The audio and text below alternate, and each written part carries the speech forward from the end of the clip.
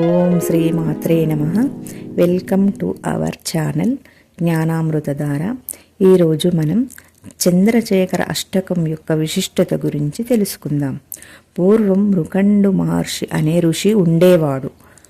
అతనికి చాలా కాలంగా సంతానం లేకపోవడంచే పరమేశ్వరునికై తపస్సు చేయగా పరమేశ్వరుడు ప్రత్యక్షమై ఏం వరం కావాలో కోరుకోమనగా సంతాన ప్రాప్తిని ప్రసాదించమని కోరాడు. అప్పుడు శివుడు అల్పాయుషుడు అయిన బుద్ధిమంతుడు కావాలా, పూర్ణాయుషుడు అయిన ధర్మార్గుడు కావాలా అని అడిగాడు.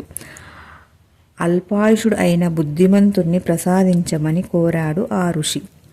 నీకు బుద్ధిమంతుడైన పుత్ర సంతానాన్ని ప్రసాదిస్తున్నాను, కానీ ఆ బాలునికి 16 సంవత్సరాల ఆయుష్ మాత్రమే ఉంటుంది అని చెప్పి అంతర్ధానమయ్యాడు శివుడు.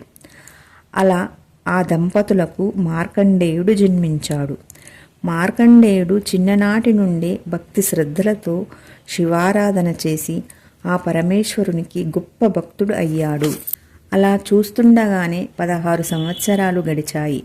అప్పుడు ఆ తల్లిదండ్రులు తన కుమారుడి ఆయుష్ తీరిపోతుందని దుఃఖిస్తుండగా మార్కండేయుడు వారిని ఓదార్చి శివాలయానికి వెళ్ళి శివారాధన చేస్తుండగా యమధర్మరాజు రానే వచ్చాడు.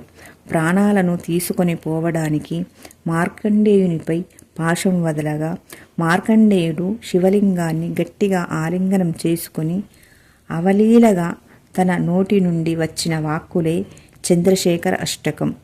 వెంటనే శివలింగం నుండి శివుడు ఉద్భవించి యమునిపైకి త్రిశూలం విసరగా యముడు పాశాన్ని వెనక్కు తీసుకొని వెళ్ళిపోయాడు.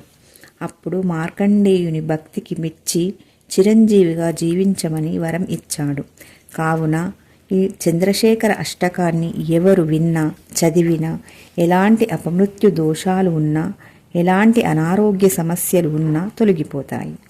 ఇలాంటి భక్తి వీడియోల కోసం మా ఛానల్ని లైక్ చేయండి, షేర్ చేయండి, కామెంట్ చేయండి, సబ్స్క్రైబ్ చేయడం మర్చిపోకండి.